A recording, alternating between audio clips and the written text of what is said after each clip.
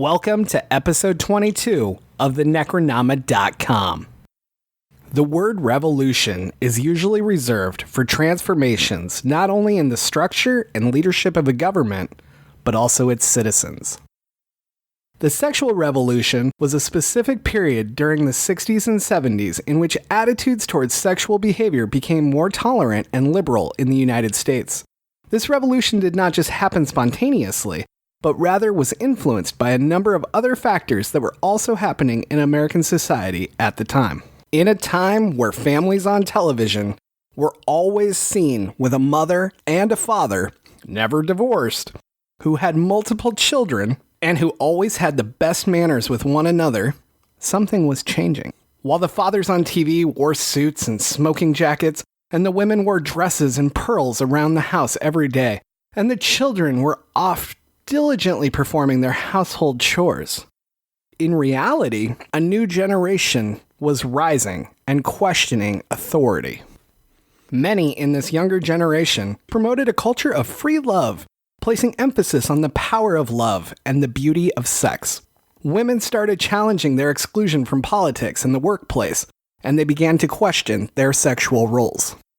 At the core of the sexual revolution was the concept, extremely radical at the time, that women, much like men, enjoyed sex and had sexual needs. Feminists asserted that women had the same sexual desires and should have the same sexual freedoms as men. For feminists, the sexual revolution was about female sexual empowerment. For social conservatives, the sexual revolution was an invitation for promiscuity and an attack on the very foundation of American society. This clash of opposing viewpoints has been going on ever since. In horror, we often see sex as a reason that you will be killed. Countless slashers have followed up on the consequences of having sex outside of marriage. But you know what else horror does? Horror reminds us that virgins are great for volcanoes, or sacrifices to the devil, or covens of witches, and so much more. And yet this almost never applies to the male characters. A little something to think about as we head into this episode of the Necronomicon.com and take a look at 2014's It Follows.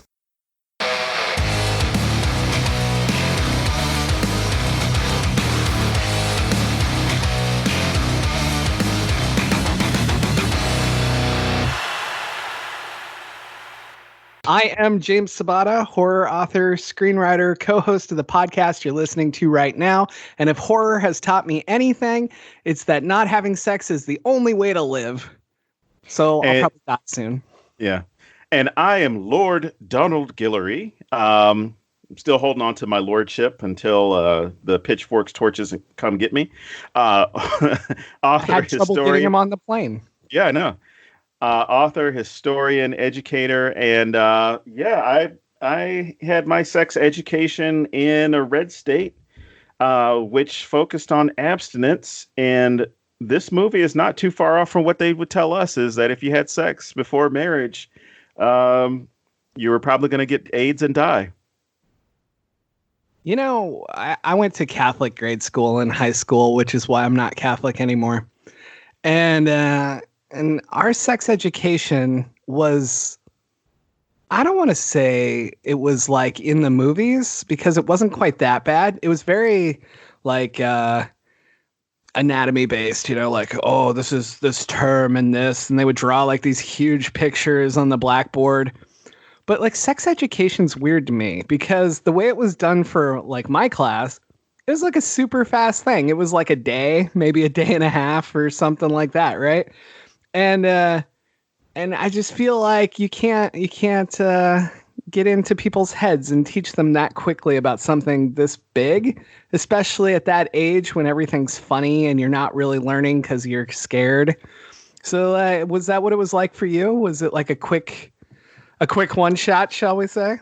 No, it was a grueling, I believe, week or 2 weeks of sex education. And I had to get a form signed by my mom, letting her know we were taking this class or taking this as part of our health class. You had to bring the form back, signed, just like any permission slip for a field trip, because I guess, learning about procreation or sexual relations and disease prevention would have been a bad thing. And I still remember the permission slip to this day, and it said, your child will be studying reproductive health, blah blah blah blah blah, and then that ending that was repeated several times, that piece that was repeated several times, and then focused or emphasized at the ending was the education. This course's education will be focused on abstinence as a priority, and I'm just thinking to myself, like, then why are you teaching us sex ed because, it's just like saying, well, you know what? The best way to not get in a car accident is don't drive a car. But what if I get hit by a car? It made no sense. That's true. I was in a Catholic school. I could have easily been hit by a car. Yeah. Made no sense to me. But it was that same thing of that level of maturity that we all didn't have. And for the most part, the instructor didn't have, because guess what, kids? The person teaching that sex ed course was not a nurse, was not a doctor, was not a medical professional. It was the fucking PE coach. Nothing against PE teachers and coaches, but this person's area was not in sexual reproduction, health, and science. So he literally sat there, put on videos the entire week or 2 weeks that we had this class, and said nothing. Now, that might have been by design, but it doesn't do anything to teach you about what to do in situations, especially now, because there needs to be a focus on things like consensual sex, disease prevention. And I live in Mississippi, so you can't scare me. I live in one of the states with the highest teen pregnancy and STD rates in the nation because of things like the absence of sexual and reproductive health education. There's like one Planned Parenthood type clinic in the state. It's called the Pink House. It's downtown Jackson, Mississippi. And they've had to fight legal battles to stay to basically stay in operations to provide women with reproductive health and reproductive options.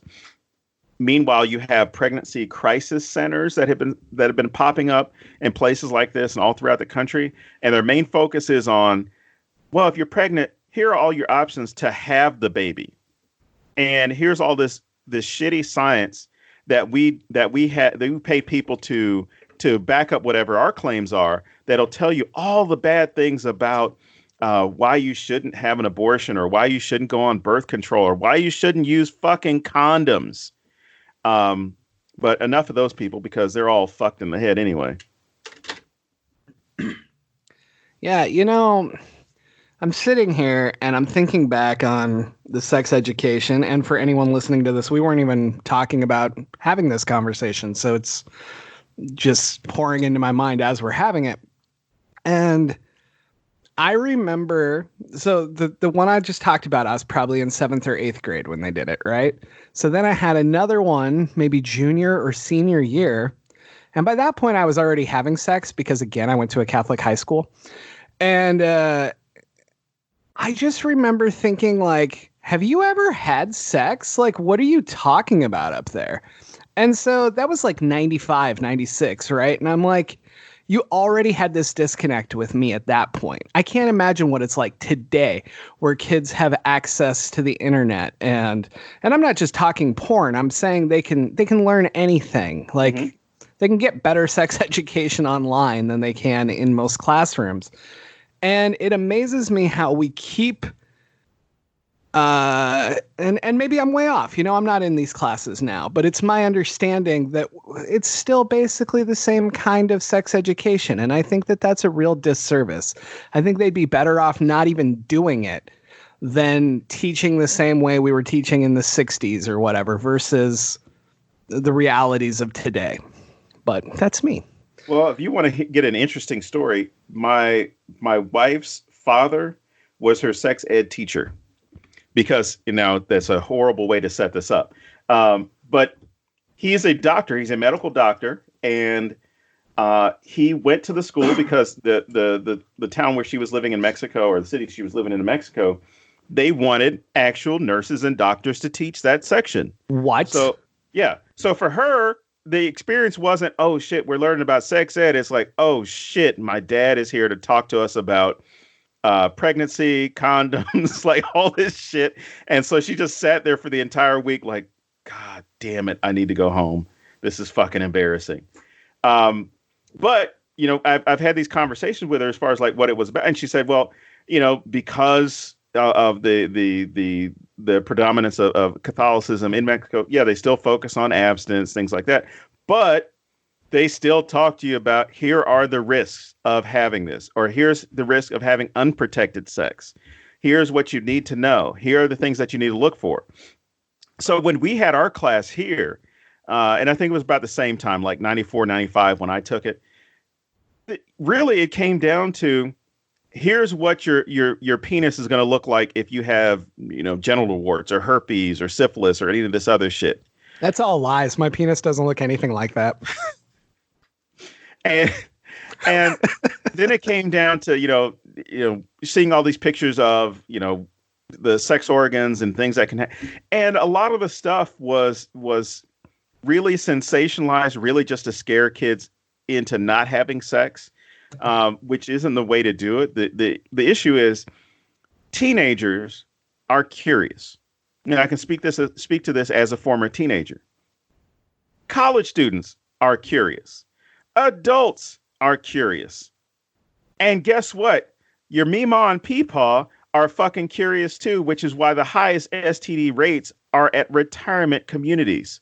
Because, yeah, grandma and grandpa, they're getting their freak on in between games of shuffleboard and canasta.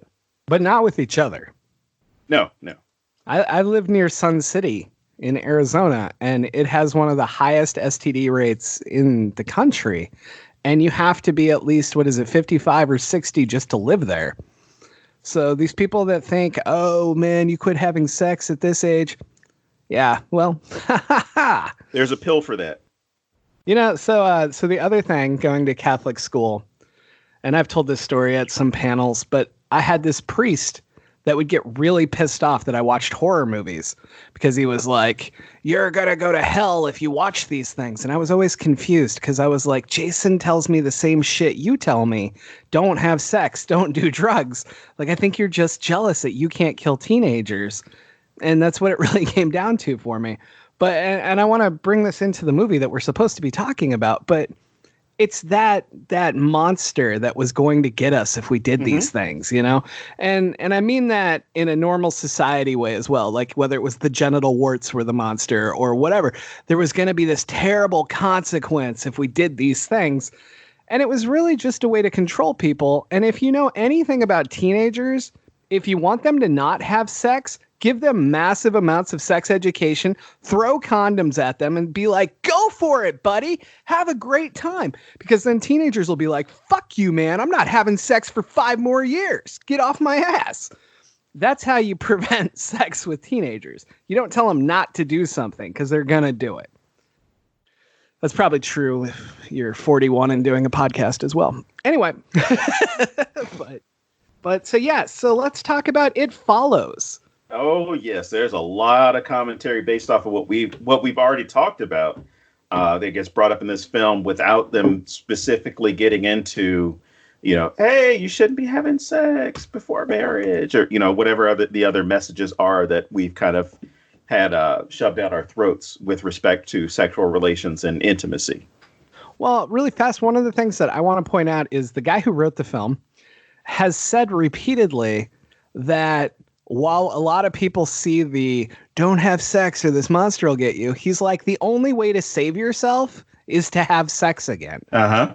And I love that. I think that's so huge because it really shows you how people gravitate towards the part that backs up their beliefs. Mm-hmm. You know, I just think that's great. Anyway, go ahead. It's that individual preservation as well. So, yeah, there is that idea of, oh, you're being punished. And yeah, the way to get rid of this punishment is to do what you did again and pass it to somebody else. But yeah, without getting into the plot or anything, the thing I want to bring up before I forget about it is the warning. The warning that the young man gives to the girl he has sex with in the beginning of the film, and says, "Hey, this thing's going to come for you." It doesn't say he or she, just like it's going to come for you. It could look like anything. It could look like somebody that that you trust, somebody that and all these things. So, with respect to the sexual aspect, if we look at it as, it's a disease, right? It's a sexually transmitted disease that's going to continue on. It's going to continue on getting people, or getting the next person, or following the next person. And every time the times that I watch this film, and every time I think about what he says, that's the same warning that would be given, within, any type of documentary about AIDS, or about any type of sexually transmitted disease. It was, you don't know if the person has it or not. The person that looks completely healthy could have it. Don't judge by appearances. Or even the idea of, you can't trust anybody that you're familiar with, because it's not necessarily someone's going to kill you because, through sex. This thing is going to come back and get you. Absolutely. It could look like your mom, could look like your best friend, it could look like a complete stranger. You don't know random old lady with a walker. Yeah, you don't know in where a the hospital threat is gown from. For no fucking reason. It's a vulnerable person, right? I like to think that the people it shows you are people that it's attacked before, which really plays heavily into the ending of the film, but we can talk about that later. But I think that that's a fascinating idea. But then, if you really got logical about it and went back to the beginning, what would the first one look like? Mm-hmm. So I don't know. I am bothered by how it changes. Like, I think that they should have really locked that down. It should have either been people or it should have been completely random fucking people. Like at the beginning when Hugh's like, look at that girl over there, and then Jay can't see her. Like, to me, that he doesn't know who that is. So if you're going to do it can look like people that mm-hmm. Either A, stick with it, B, don't do it at all, or at least have some fucking reason for it. Like, in a heightened situation, or when it's really close to you, then it becomes somebody that or you're in way more danger when it's somebody And I feel like they were so lackluster with the rules with that really bothered me and kind of pulled me out of it and made me question it too much. I think it's a great concept. I really wish they would have locked that down. I don't know. I got to disagree, because I like the idea that when it's, at least from watching it, you see these random people in these crowds, or at least a random person in a crowd that only the infected person can see. And then it fucks with the mind of the infected person, because they see somebody that they know, they see somebody that they don't know. And even at that point where they go to the guy's house, or they track him down, and he's sitting there, he's like, do you guys see that girl? This, or I can't remember he says it, where there's this girl with a soccer ball walking through this field, and he's like, oh shit, because he's freaking out, because he's like, I don't know her. Is she possibly one of the, the thing that's following people? So it still gives you that tension of, I don't know who the fuck it is. It could look like somebody I know, could look like somebody I don't know. It could be my mom. In one case where this, the rules aren't necessarily passed on fully to where one of the characters understands, and he gets attacked by the infection or the virus or whatever you want to call it, by in the shape of his own mother. So all these people that you would typically trust, or at least a figure or an entity that you would trust, attacks you. So that, your guard would be down. So maybe it's, taking the form of a stranger is the thing that they use to fuck with you. And then they use the thing that looks, or a person that looks like you to fully draw you in. I don't know. I guess I don't like how it's convenient for the writers. Mm-hmm. I think it's way scarier when it's people you don't know. right? Like if you can't pick him out, I think that that's terrifying. But when you get to the end and you do the whole, there's Jay's dad, like, to me, that's just nonsense. Like it really just pulls me out because if it can do that to fuck with you, why wouldn't it do it sooner?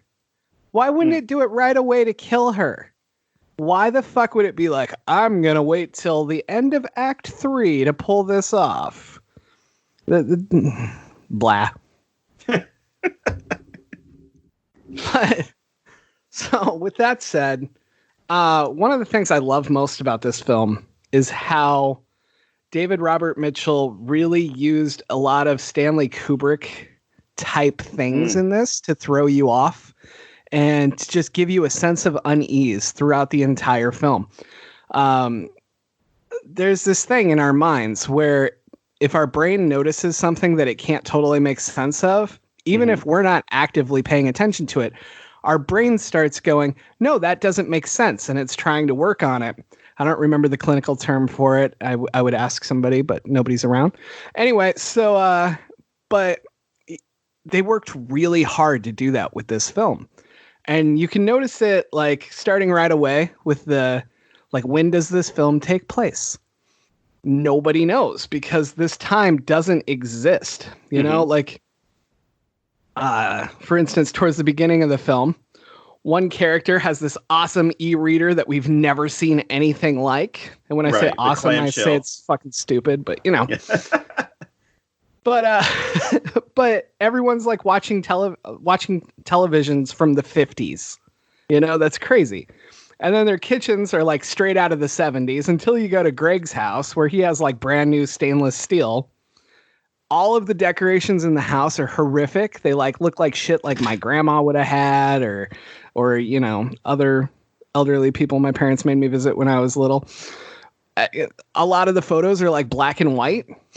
There's no cordless phones. There's, I think, one cell phone in the whole movie, if I remember correctly. And then like the moms all have like crazy hairstyles from like way back, but nobody's doing it ironically.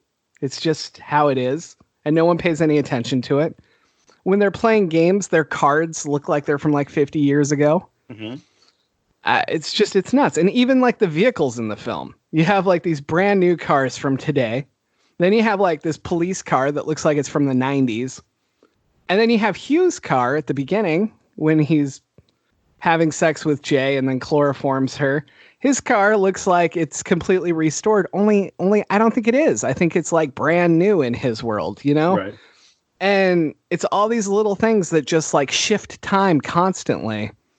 And I love how that fucks with your head because your brain can't totally make sense of what's going on. We can't place when this is. And then it goes deeper. Like you have the different seasons happening all at once.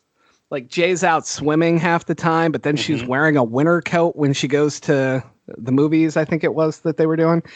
You know, it's so weird. You have like rotting pumpkins out, but she's swimming outside. Like that blows my mind. I love how they just used these little things to tell you, oh, it's fall. Oh, it's summer. Oh, it's spring. It's winter, you know, all at once. And I think that that's such a cool thing that more horror could do. But I mean, you know, within context, obviously. Right. But I love how it builds that uneasy feeling and builds constant tension because your brain is just sitting there going, what the fuck is happening? And honestly, not to just take up the whole episode here, but I think that this film's strength comes from that tension. This film doesn't rely on a lot of jump scares. And while this film is far from perfect, I think a lot of us really like this film because it feels different than other horror because we don't have to have those jump scares every 5 seconds. Yeah, because I think there were only like 2 of them because there was one where like a ball hits a window when I think Jay's looking in the mirror, and then there's another one when I guess like a zombified person is trying to come through the door, and that's basically it as far as what I can remember. Yeah, I can't think of any others. Granted, I did not just rewatch it, so it's hard to say, but still. But I mean, I think it's the tension that's carrying, and even the psychological trauma that's taking place. Um, because one of the things that I noted while I was watching it was this whole idea of safety. You know, where do you feel safe? And along with safety, there's this idea of vulnerability. So, you know, that you know, just to get to this halfway through, the general premise of the film is if you there's this creature that I guess is sexually transmitted. You have sex with a person, you end up having it follow you, but in order to get rid of it, you have to have sex with someone else to get rid of it. So you're dealing with the sexual safety aspect of it, and because Hugh makes a comment, just kind of a flippant comment when he gets confronted by Jay and all of her friends, you know, when they track him down, and he says, "I don't see what the problem is. You're a girl. Just pass it on to somebody else. It should be easy. Just have sex with somebody else." And just kind of pointing that out, like, it should be, you know, guys are dumb. That is such a guy thing to say. Like, I think we've all said that at some point, like, not even meaning it rudely. Just like, what do you mean you can't get laid? You're a girl. Like, right. I've had uncles and well, I shouldn't say uncles. I've had people I've known in my life who have made those, you know, kind of flippant, sexist remarks about, if you drop a guy off and a girl off in a town with no money, the guaranteed that girl's going to have a place to sleep that night. And, you know, it gets into that idea of, you know, the women would have to make themselves vulnerable in order to have that accomplished, right? And there's no more vulnerable position than when you are sexually intimate with someone. And you see that with Jay at the beginning of the film when, or I should say like 20 minutes into the film, when she and Hugh go on a date, and then Hugh, you know, takes her off, and they have sex in the car, and she's talking about all these things, you know, these hopes and dreams, and being very vulnerable as far as letting her guard down with this guy that, you know, she just met and just started dating. And then he chloroforms her. So just when you think that you're safe, you're not. Just when you think that you're with someone you can trust, you realize you can't trust them. And I think that's one of the things that carries this film, with that whole idea of there are these people out here meaning to do harm to you. You don't know what they look like. Or they could look like somebody that you trust and you know. And that safety aspect keeps getting carried on throughout, where one of Jay's friends makes, or maybe Jay makes a comment. But anyway, during this conversation when they're leaving to go to get away from the house, it's, oh, yeah, my parents never let me go south of 8 Mile. And then you understand, oh, they're in Detroit, because they never really make it clear that they're anywhere near Detroit. Oh, my parents didn't want me to go anywhere south of 8 Mile. Oh, when our school had a field trip, or when so-and-so wanted to go to the fair, I had to get permission. Oh, just think about having to get permission just to cross one block over. And just that idea that these parents themselves come up with these interesting ways to keep their kids safe, or at least believe that they're keeping their kids safe, by talking about these borders, or these imagined borders of safety. When you're just as vulnerable in suburbia as you are within the inner city, or within a trailer park community, or within a retirement home community. It doesn't matter where you are. You can be vulnerable anywhere. Yeah, you know, and I think that really also plays into like the AIDS epidemic, or just the fear of STDs and STIs in general. Like, even when you think you're completely safe with someone, oh, we've been married 10 years, there's no way. You never really know. And I think that's an amazing addition to it, whether it was fully intentional or not. I feel like it was, but maybe not. I don't want to speak for him. But let me ask you this. So clearly we watch a lot of horror films. And this is, in a sense, a slasher film. But one of the things about it is, rather than dying, like if I have sex with somebody and I pass it on to them, I'm not necessarily killing them, particularly if I sit them down and tell them what's happening, right? Right. But you're building like a line of defense. Like, oh, it would have to kill those 6 people to get to me now, you know? Mm-hmm. How do you think, Is this scarier than a slasher to you? Because for me, it is, because it's kind of set in reality, you know, like somebody has AIDS and they don't tell you or something like that, you know? So for me, this is way scarier than a slasher, but do you feel that way or not? Or It's like that old adage of, if you knew you were going to die, would you want to know? Because there's no way to protect yourself from this thing other than passing it on to somebody else. But then there's that guilt of, well, shit, either do I run or just walk very briskly or pass it on to somebody else. And then I avoid anything until, it possibly comes looking for me. Because then, what then becomes the scale of how many people you pass it on to? And if you do pass it on, is it an issue of you have sex with, one person and then tell them to have sex with somebody else? Or does this become like Final Destination where you somehow get it to skip you and hope it doesn't come back? I mean, I think that's the theory, isn't it? Like, if I pass this on to somebody and they pass it on to somebody, then we're safe. What I think is weird is like, and this is me analyzing logic too much, but like, what if somebody in the line dies from something else? Like, does the creature not know what to do? Does it go, oh, nope, Carl died at 3. Got to move on to Mary. Well, this is something that doesn't get proposed, but what if you do it as far as passing it on to somebody else and you don't bother telling them, like you want them to die? Because that's come up before, with AIDS cases or HIV cases of individuals who wanted someone to die, so they pass it on to them without informing them that they were, they were a carrier and infected with HIV or AIDS. Oh, absolutely. I mean, it happens all the time with herpes and everything else. People don't want to talk about it. That is probably the most unrealistic part of this film for me. I refuse to believe that everyone in line took the time to explain it.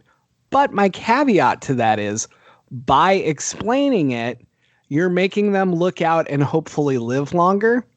Mm-hmm. Like, if you don't tell them and they have no idea it's coming and they just get slaughtered on a beach somewhere, like the opening scene of this, then you're next in line again. So it's actually in your best interest to tell people, but judging off the voting records in the United States, I would say people doing things in their best interest isn't exactly something we do. I have no idea what you're talking about. Ha ha! Anyway, so, but no, really, I refuse to believe that everyone in line was like, let me sit you down and tell you the rules.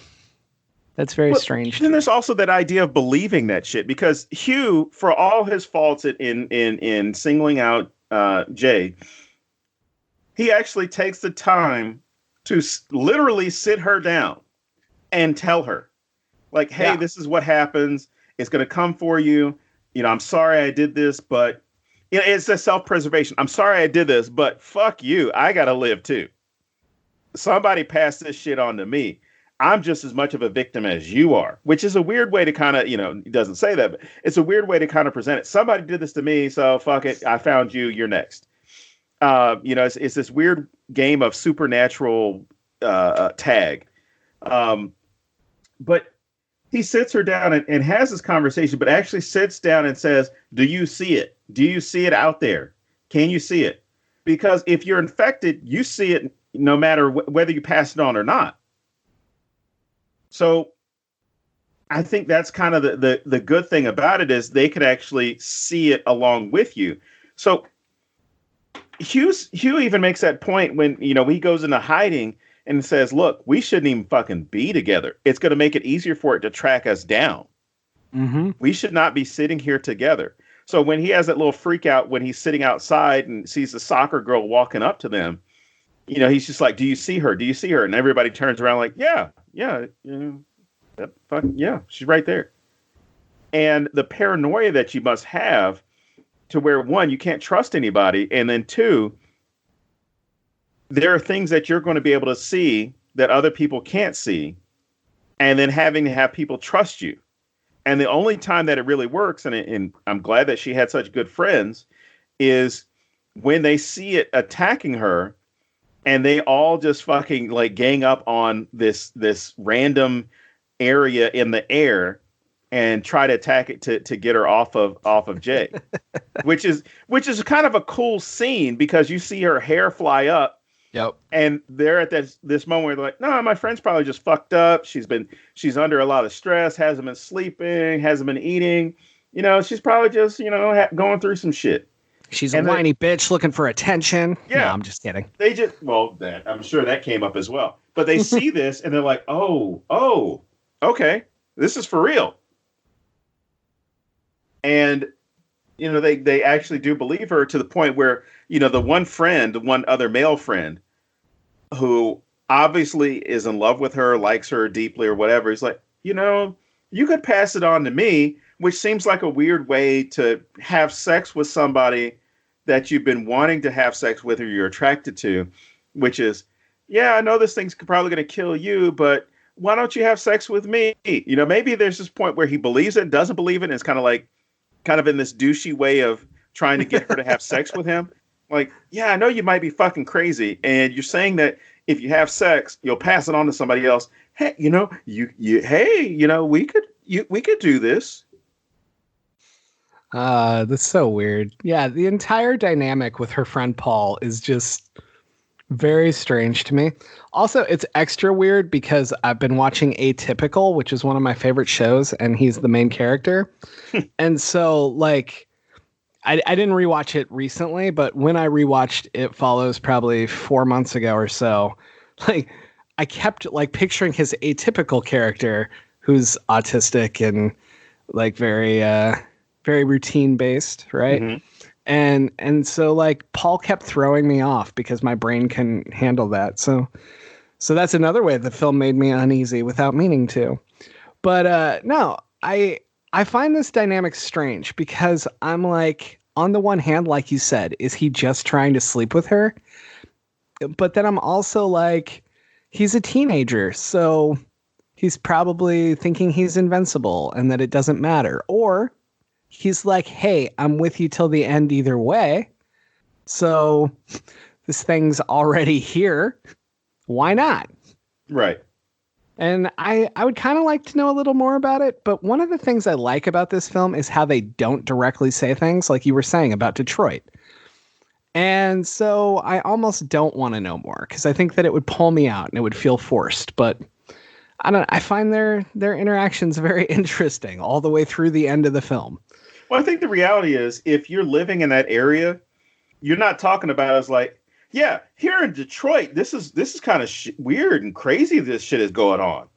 That's not how you would talk. I mean, they're speaking about it in terms which would reflect the reality of dealing with that situation. If I'm in Atlanta, unless I'm visiting Atlanta, but if I'm living in Atlanta, I'm going to talk about the traffic. I'm going to talk about, I might make reference to other things like, man, I got to get home before the fucking 75 or 85 or 285 gets backed up. And that'll be my reference to Atlanta. In this type of situation, or, things may have changed because since I lived out there, but it would be something like, man, don't go to fucking DeKalb County, man. People are wild out there. It's crazy. Or, don't go to the South Side. You never know, man. Some shit could go down. Now, for anybody who's listening, I haven't been in Atlanta in years, so things have probably changed. Things I'm familiar with have probably been well gentrified by now, so you never know. I think the one exception to that would be San Francisco, because I swear to God, when I lived there, people would just walk around constantly. They call it the city or the Bay Area, but every now and then you get somebody who's like, San Francisco, and they like fit it into conversations, and it was so weird to me. Mm-hmm. And now that I'm thinking about it, it's usually people that live in the surrounding towns, like San Leandro or that kind of stuff. But like they would constantly reference San Francisco. And I'm like, right. That's so fucking strange because nobody did that where I grew up. Like we might talk about the other towns that we don't like because it's very Hatfield and McCoy out there.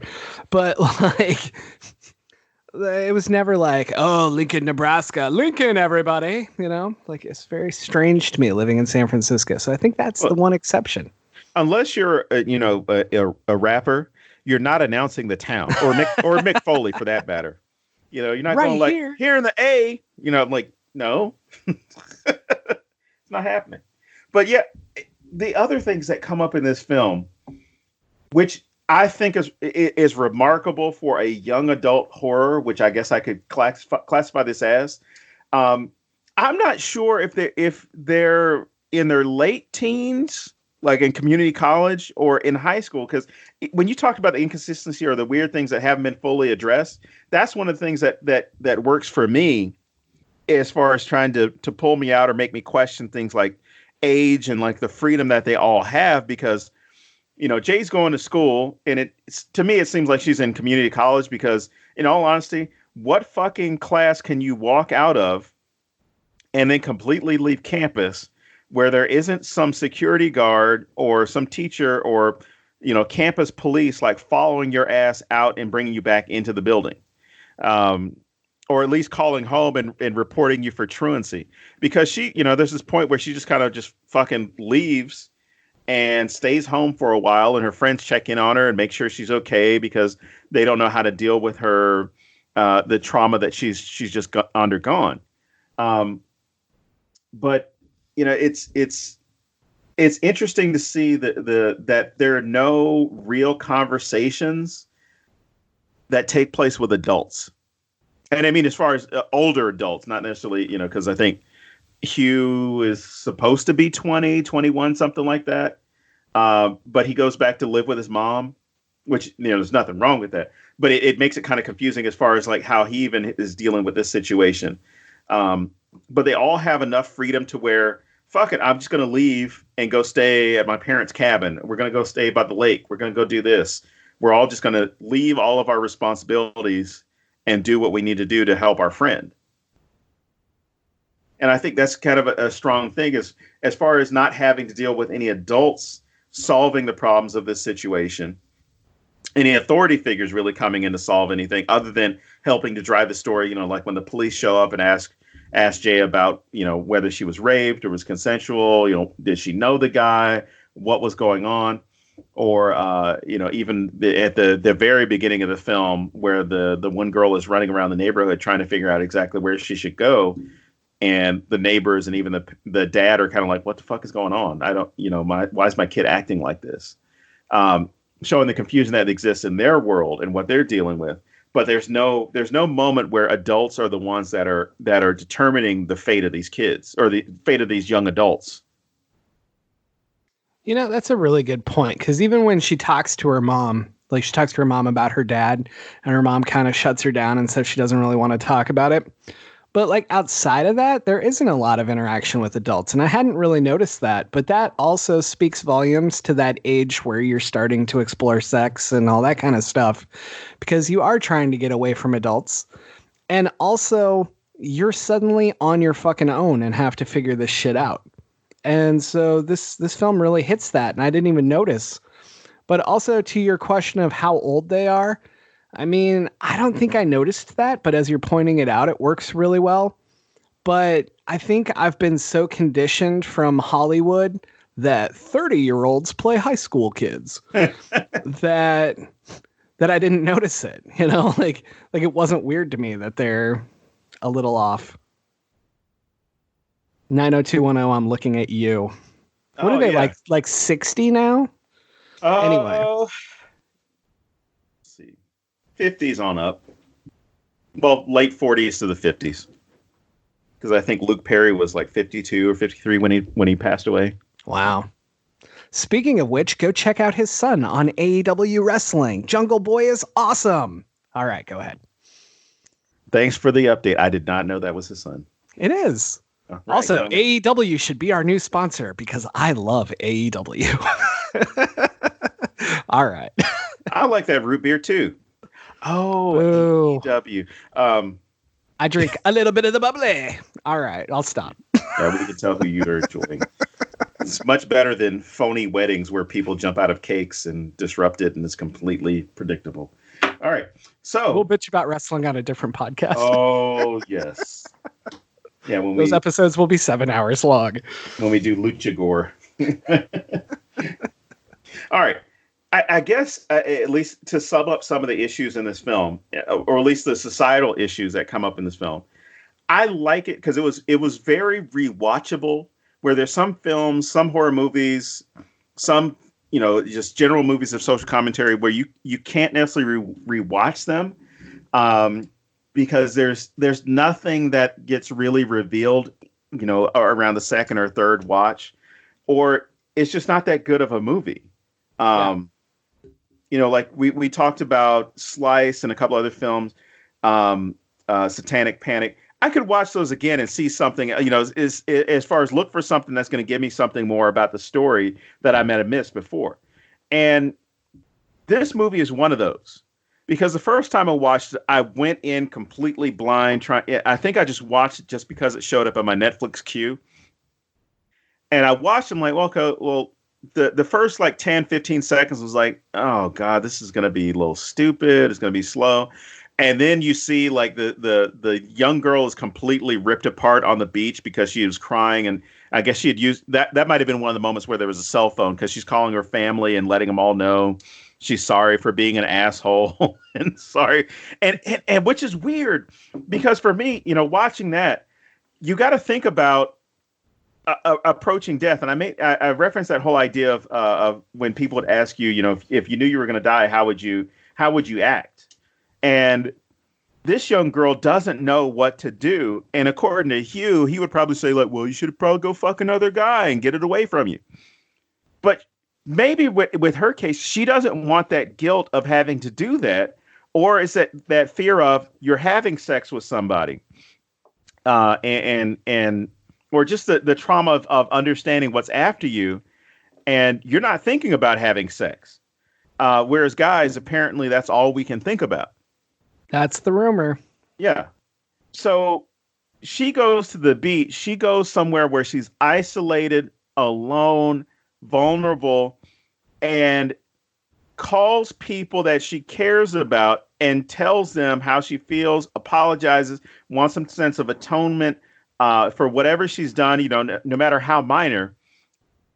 And in the next scene, you see her, she's dead. Or they flash forward and she's dead, and she's like bent backwards, legs broken all up, and she's dead on the beach. Yeah, and I love that scene. Yeah, you don't understand it at first. You're like, what the fuck did this to her, right? And as you watch the film, which there's this moments where the film is kind of slow and it makes you question things, but for me it fits the second time around, because you understand why it's so slow.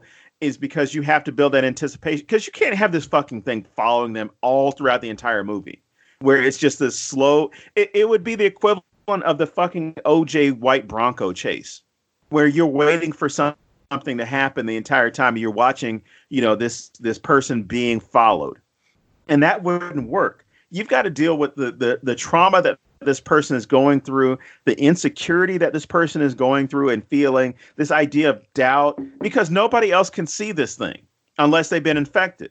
So you got to deal with all this shit that this person is dealing with, and the fact that they're young, they're, I guess, visibly they're healthy, and the only thing that's I guess somewhat flawed is their mental health. And it's because they've gone through a traumatic experience, which is she was with a guy she trusted, had consensual sex with him. He attacks her, then tells her about this demon that's going to follow her, and dealing with this idea of the insecurity of being vulnerable with this person. But then on top of that, the uncertainty about what he told you and whether or not it take place. So for me, it works because it helps draw you back in. Even after you know what's going to happen, you start looking for other things that could work, and even question, if this shit happened to me, how would I deal with it? But then not only that, how would I get someone else to believe, without having sex with them, how would I get someone to believe that this shit is taking place, that this thing is following me?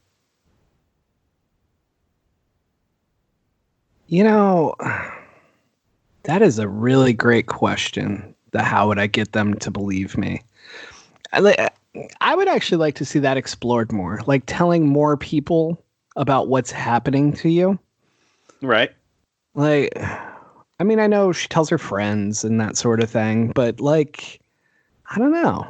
I think that I would literally be fucking telling everybody, like, look in this hallway. There's this lady coming at me, and you know what? They're gonna lock me up, and then this lady's gonna be able to get me easier. So that's a shitty idea. Never mind. But but I would be that person that would be telling fucking everyone because somebody's going to believe me or at least want to help me in some way. And yeah, I'd kind of like to see that explored more. Well, you know what? I just thought about. You said being put away or whatever. Um, with respect to at least security, whatever, that probably the safest. And this is one of those things. Even with zombie films, what would be the safest place? And in all honesty, since this is a physical entity, it can't be seen. It takes up some space, right? Because other people can feel it and other people can be affected by it. Yep. Fucking jail cell. Lock yourself up someplace. Yeah, that's true. Because, and this goes back to what you were saying about how they don't specifically say things. I love that no one points out that it can't walk through walls. And right. Yet, we all know it can't walk through walls. And that's really well done. The monster can hit people and, it pulls her hair or throws Paul like 20 feet through the air, different shit like that. But it can't get in. Right. Like, they had to wait until the door opens for the real hell to hit or different things like that. When they go in the house with all the traps set up, for instance, like that's saying that it's a physical entity and it's going to have to knock into these traps to get to me. I'm going to know that it's here because I'm going to hear it. And they did all these great little things and never had to have anybody go, can it walk through walls? No, it can't. I feel like a lot of horror movies spell things out too clearly for us. Mm-hmm. And to me, the power of horror comes from, one, leaving things unsaid. Right. And two, leaving questions unanswered. I feel like this film is a really good film for the leaving things unanswered because it still feels like a complete story. Like I feel like the entire thing comes around, we get everything to play out, but I still have a shitload of questions about this. And that's the power of horror. As long as I still have questions, that fear is still there. Once I have every answer, then there's no fear. And I feel like a lot of movies could really benefit from how this film gets around blatantly saying things. Let's talk about her dad for a minute. Okay. Because this plays into what I was just saying about not directly saying things. So her dad is dead, right. Obviously. And I feel like he killed himself. I know there's some theory online that he had cancer or whatever else, and they kind of just play it off as he passed away at some point. But this is one of the biggest things to me about not directly saying something. So for me, he killed himself because, one, mom doesn't want to talk about it. Okay. Right? Like if you were sitting in a hospital watching your father die of cancer, which I've done, you would talk about it the rest of your life. Like it's an experience that you all shared. And even when it's hard, you're there for each other, blah, blah, blah. Right? Mm-hmm. She doesn't want to talk about it, which to me says something weird happened. But the kicker for me is at the end when the dad shows up.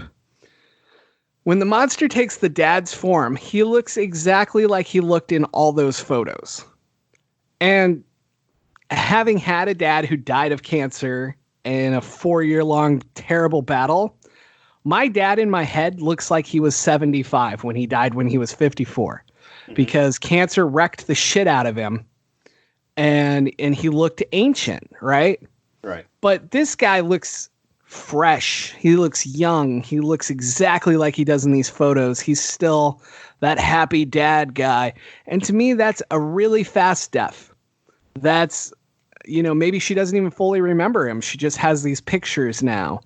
But that leads to me thinking that he killed himself because if it was fast, that's what you would remember, right? Mm-hmm. And so whether he killed himself or not, I love that this movie lets me make up my own mind instead of having it jammed down my throat.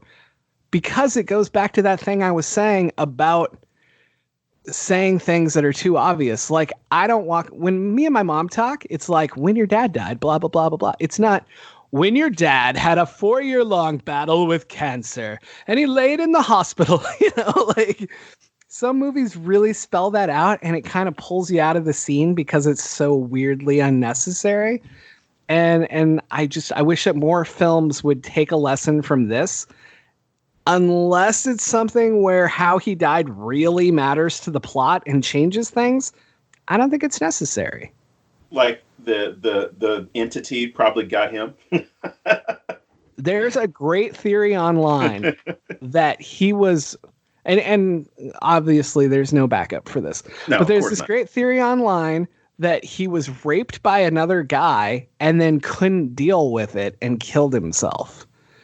And I'm not saying I believe that theory at all, but I think it's great how this movie left it open for people to come up with their own backstories for it, because I feel like we do the thing that's terrifying to us.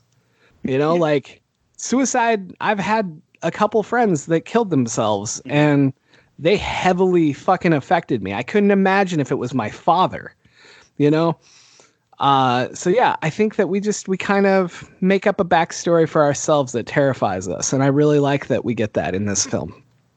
Well, what's crazy is, you brought up the whole things about the things that are kind of open. And I questioned this the second time I was watching. So the police officer asks Jay at the beginning, or, after she gets dropped off, hey, was it consensual? Because they're all assuming, oh, she must have been raped or attacked or whatever. How does the entity have to be passed on through consensual sex? Because you mentioned the whole thing about the dad, the fan theory about the dad being raped and couldn't handle it. So would you end up punishing someone who was sexually violated or sexually assaulted by having the entity go that way? Or if, even if the sex is consensual, if you use prophylactics, condoms, diaphragms, anything like that, would the demon or whatever it is pass on if the sex is protected? No, it cannot walk through walls. No, I think those are all great questions. Given the rules as presented, I would assume that rape counts because the entity doesn't give a shit. It's not punishing you for having sex. It's just looking for its next victim. Because if it was punishing you for having sex, it'd be pissed off when you pass it on to someone else. Yeah, then it would just come back to you. Which again gets into that idea of, I guess, having that link to STIs and STDs, as opposed to it's about, some social punishment. It's just the idea that it doesn't matter who you are, you could get it through contact. Somehow, some way, you could get it through that type of contact. But it has to be sexual contact. Which again, it makes it a very interesting thing to look at and consider. Well, and I mean, are we operating under Bill Clinton rules? Ooh. I don't know. As long as it's not Trump rules. Wait, so you have sex, you pass on the demon, and then you cut a check for $138,000? What a shitty deal that is. Or no, but really, like 3 demons. Man. But really, does oral sex count? Does whatever else, I don't know. It's weird. I like that it's not fully explored, because I don't think that we should have all the rules. I think if we had rules, we can feel safer, Wait, here, I'm going to fuck you up even more with this question. Do it. Now, I mentioned Final Destination and the whole idea of skipping, because in the uncut version of, or at least the director's cut of Final Destination, Ali Larter's character has a baby or gets pregnant, and that's supposed to break the cycle. So and I think they cut it from the theatrical version, or when it was released in theaters, that was the alternate ending, was that she was actually pregnant, and the cycle ended with her because she, got pregnant, and there was a life that wasn't supposed to be created, got created, and therefore death can't come after him anymore. So that stops the cycle. Wouldn't my question is, well, yeah, I would think that. But my question is with respect to this film. Let's say you get pregnant as a result of this sexual interaction.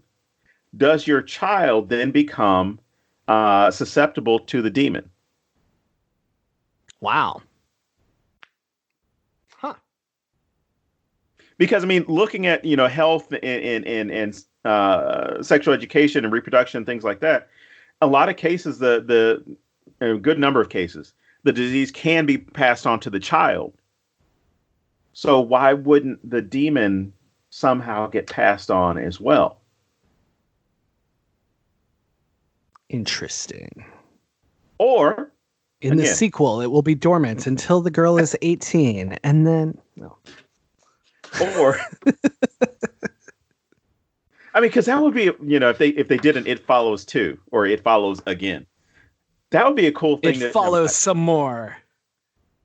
It's still following, where somebody happens to get pregnant, and that results in a stillbirth.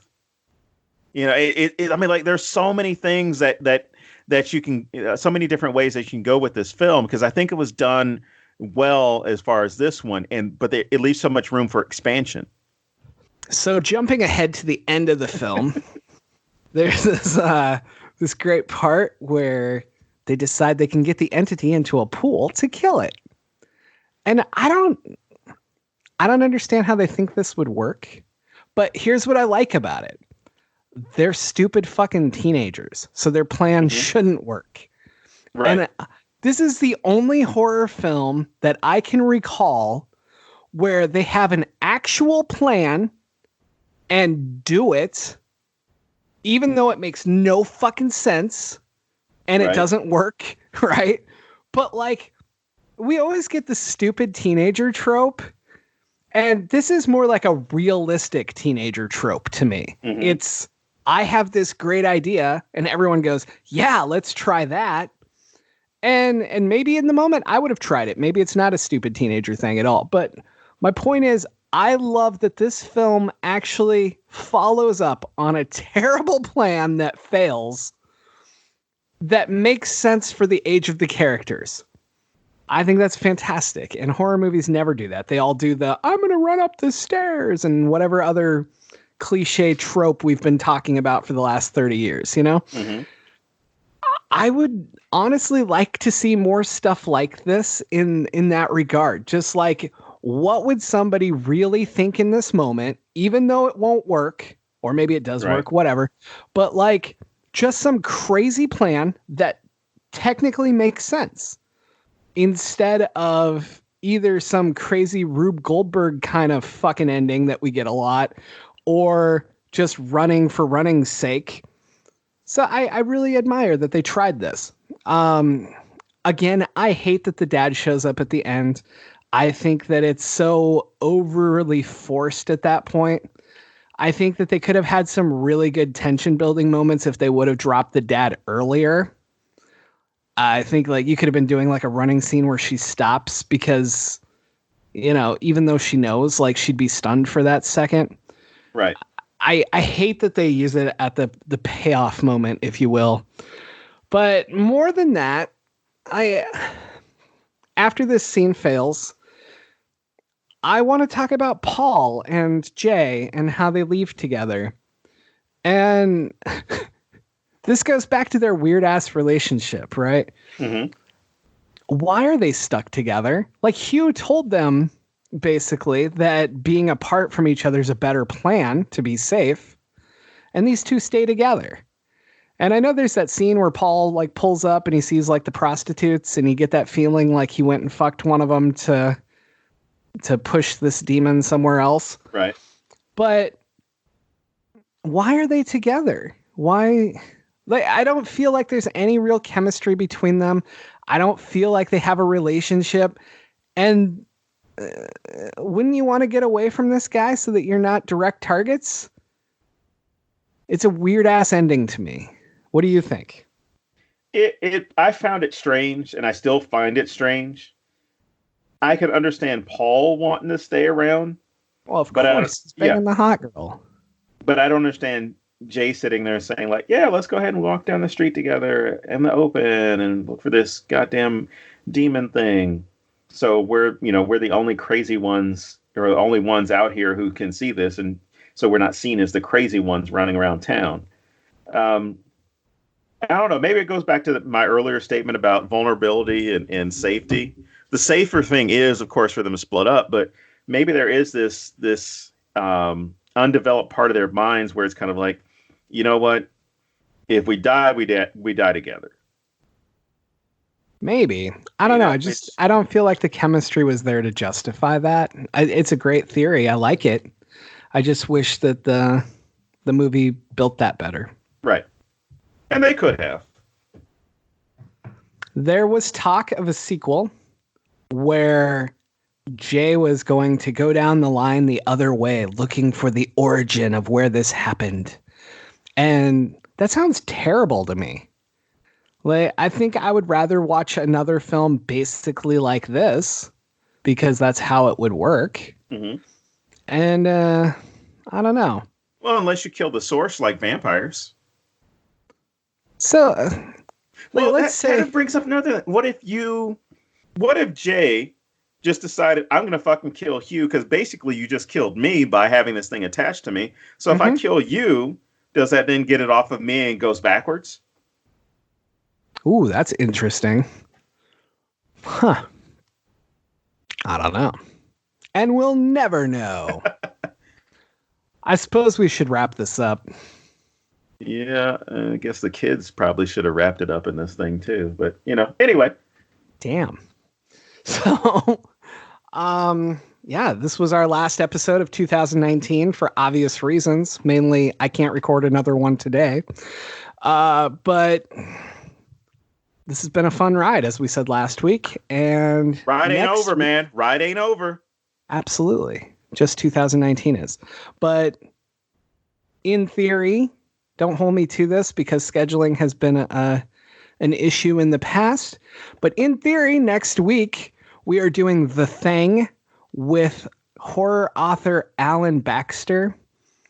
And that I'm really looking forward to that episode. So I hope that happens. Yeah, I got nothing else. Don? I got nothing else, at least coming up pretty soon. So, of course, want to wish everybody who is listening and those who aren't listening a happy new year. And those of you who already have got into the new year, please let us know what it's like in the future. Is Donald Trump still president? All right, I had to get one more in. Anyway, so as always, I am James Sabata.